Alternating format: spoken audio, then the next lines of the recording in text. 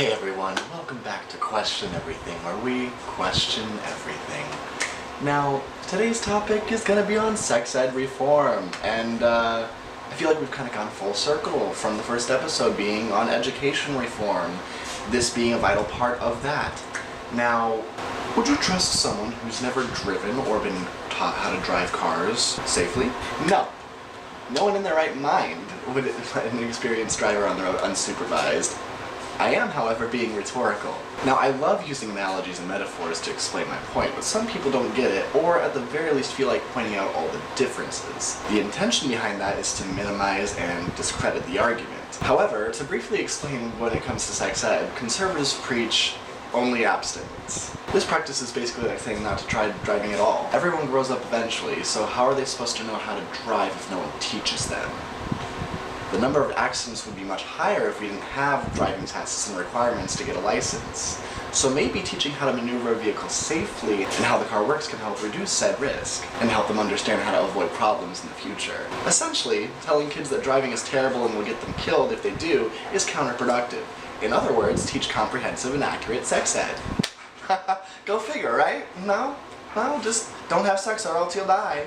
Question everything, question everything, question everything, question everything.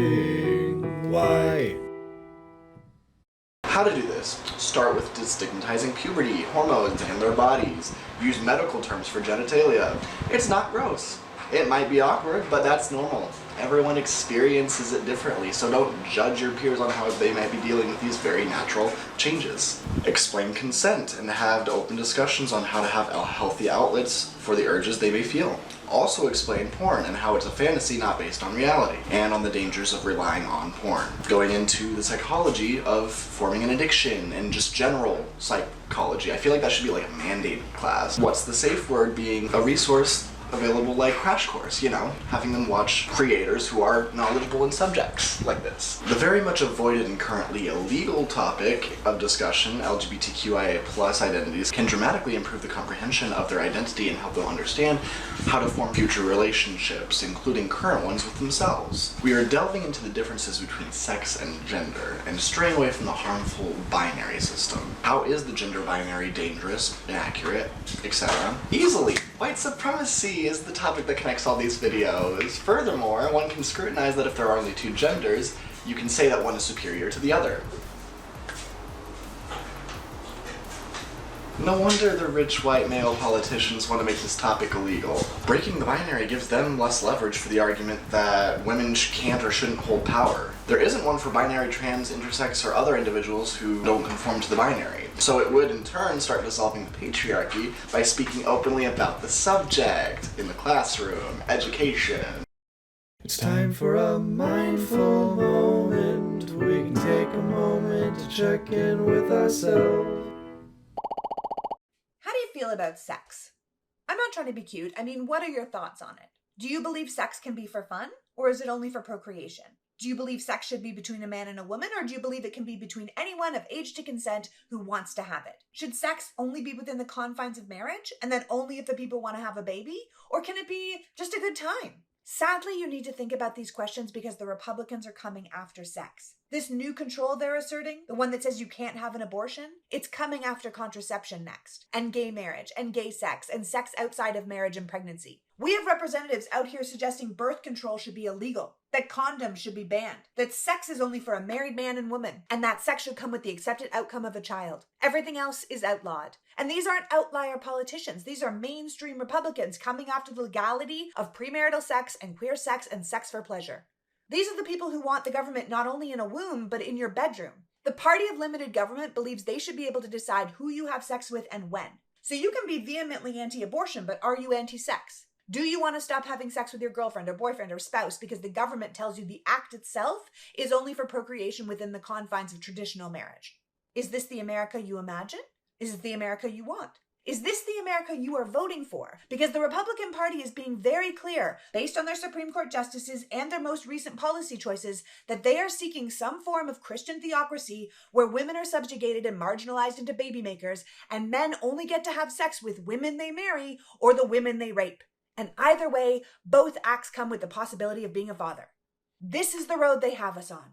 Do you want to go down that road? Because I don't. I want to grab the wheel. I want to press the brakes. I want to drive in the opposite direction because how dare these people? The government has no business in our bedrooms, just like they have no business in our body, and yet they don't seem to care.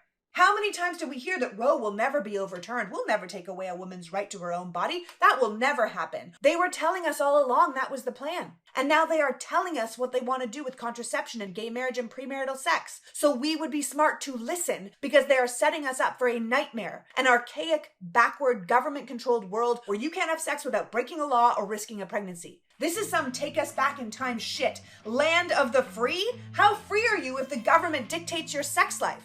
So I ask you again, how do you feel about sex? Because the Republicans plan to fuck you.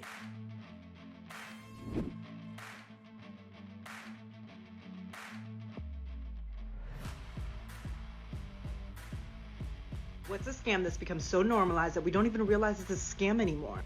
Gender is a scam. It's really bizarre if you think about it. You come out of your mother's womb and everybody takes a look at your genitals and that decides the entire trajectory of your life. And based on what your genitals look like, that determines which set of man-made rules and social norms you have to follow.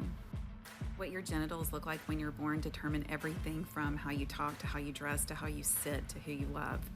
And if you're born with a vagina, you're automatically considered a weaker vessel and therefore have fewer opportunities and get less respect. And that feels kind of like a scam to me. I don't know.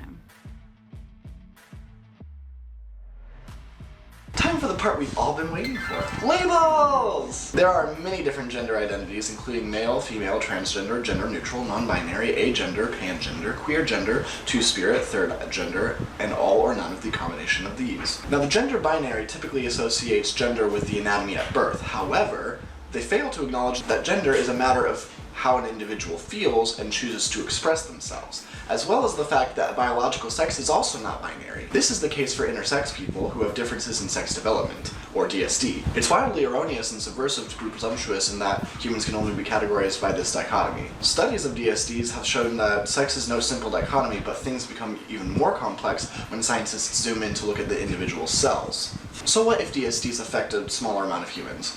That shouldn't exclude schools from teaching about them and their experience. That's still very much a human experience that suffers because of the system.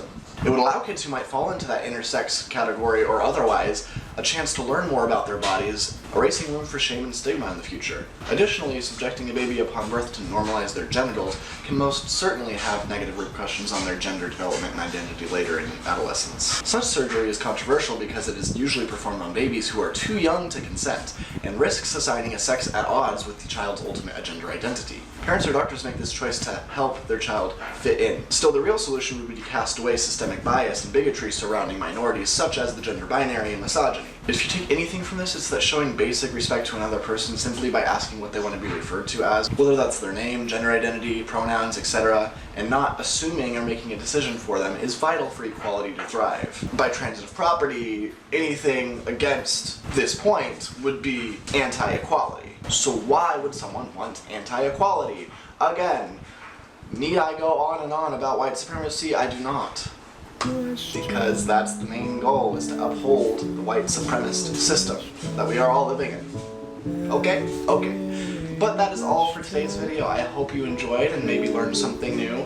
And if you're new, I would encourage you to subscribe by clicking down below or checking out some of my other videos over here.